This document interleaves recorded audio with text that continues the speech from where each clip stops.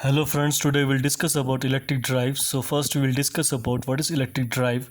So according to definitions we can say here that system employed for motion control with the help of prime mover like electrical motors are called electric drives. So any system is in motion, we require some control like its speed will be increased or decreased or voltage control and whatever the control features will be add with the use of prime mover. If a prime mover is using here electrical motors, it may be AC motor or DC motor. That time we called as a electric drives. So there is several type of drives: gas drives, diesel drives. But electrical motors, whenever used for drives, special purpose, we can call it as electric drives. So electric drives has industrial and domestic applications. So here we can see some applications of electric drives in transportation systems. So carrier of any vehicles to one place to another place, we can use electric drive engine. So that's why it is called electric drive, used in the transportation systems. Rolling mills, paper mills, cement mills, textile mills, pumps, washing machine, robotics, even we are using Mr. Grinder in the home, we are using electric drives. So because that system is operate with the electrical machines. Now we'll see the block diagram of electric drive. So block diagram consists of main parts of source. Source is connected to the power modulators. Power modulator is connected to motor. Then motor is coupled with the load, and the motor speed will be sensed by using sensing unit, and it's fed back to supply to the control unit. So control unit having some reference input commands, it will compare and will give the feedback instructions to the power modulator. So it's the closed loop type of systems. So here we can see one by one all the parts. So first we will see the source. So source, it can be used single phase or three phase, AC or DC source, and frequency is 50 hertz. For aircraft, space frequency is 400 hertz. Battery operated drives we can use starting from 6 volt, 12 volt, 24 volt and 48 volt. Now we'll see that low and medium power rating we can use up to 400 volt. So high power rating we can use 3.3 kilovolt, 6.6 kilovolt or 11 kilovolt also. Now next part is electrical motors. So electrical motor is classified two types of motors. First is a DC type of motors where we can use shunt motors, series motor, compound permanent magnet motors. And second part is AC motors, in which we can use induction motor, or we can say asynchronous motor and synchronous motor, which run at a synchronous speed. So also with some new features in motors, we can use brushless DC motors, stepper motors, switch reluctance motors, servo motors. These are the main motors used for the electric drive.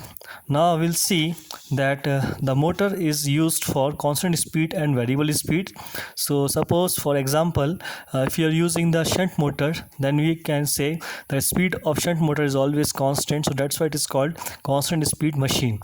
If we are using series motor for particular application of drive and we require the variable speed, so we can use variable speed drives. Now another point is that AC motors are preferred over DC motor due to easy speed control, less maintenance with the help of power converters. In DC motors we required commutators also, and slip ring is also there. So with the use of power electronics control methods, we can change the speed very easily and comfortably with the using of some mechanical features. Then stepper motor for position control we are using, and switch reluctance motors drive for speed control. So this is all about the motors. Now next part will be the power modulators. So power modulator is specially a converter which convert one form of voltage source to the another form. So first function of power modulator is modulate the power from source to motor as per requirement of load. Suppose load is required DC and high voltage or low voltage, so that high voltage or low voltage converters is done by using power modulators. And also modulate the frequency. If you are using the high frequency, we can use some cyclo converters as a power modulator, so that frequency can be increased and we can decrease. Next feature of power modulator is it control and restrict source and motor current during transient operation. So what is transient operations? We know that whenever the motor is switch on, switch off, starting time or breaking time or stop time, we require some operations. So it can be used for control this operation by using power modulators. The third feature is it convert electrical energy of the source according to motors. So for suppose we are using the AC motors and we have supplied DC, so it will work as a power converters as a inverter. So it will use DC to AC converter. Similarly, if we are using AC supply source and we are using the DC motors, so that time it will work as a rectifier, and also it will also frequency changer also, and also the DC to DC voltage regulators. So this is the main application of power modulator, that it convert electrical energy of the source according to the motor. Now next feature we will discuss here, it will select the mode of operation, motoring or braking.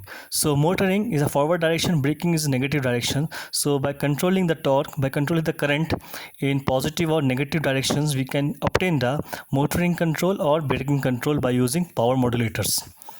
Now we will see the basic converters which is used in power modulators. So first is rectifier, is convert AC to DC. Then inverter, it convert DC to AC. Chopper, DC to DC.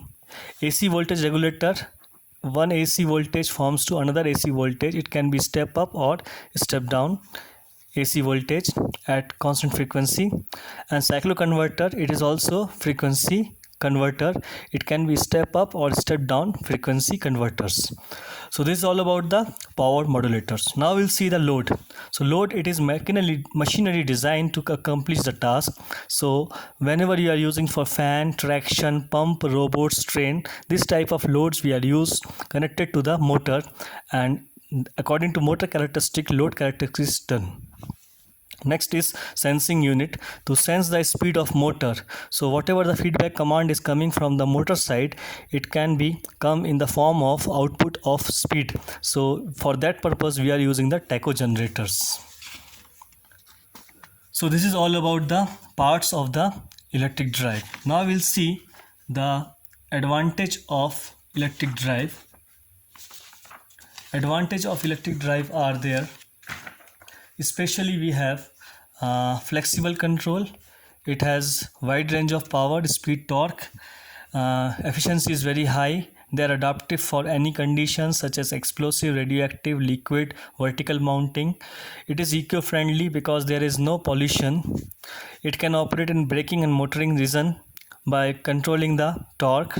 No need of refuel or warm up the motor, the instant start and immediately be full loaded. So some motors we are using self-starting, so it is very easy for electric drive operations.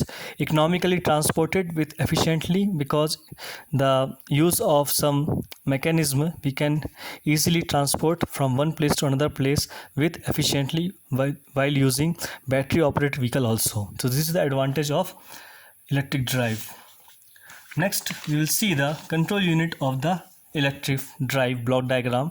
So it control a drive. It consists firing circuit, linear integrated circuits, and transistor, microprocessor, microcontroller, digital signal processing.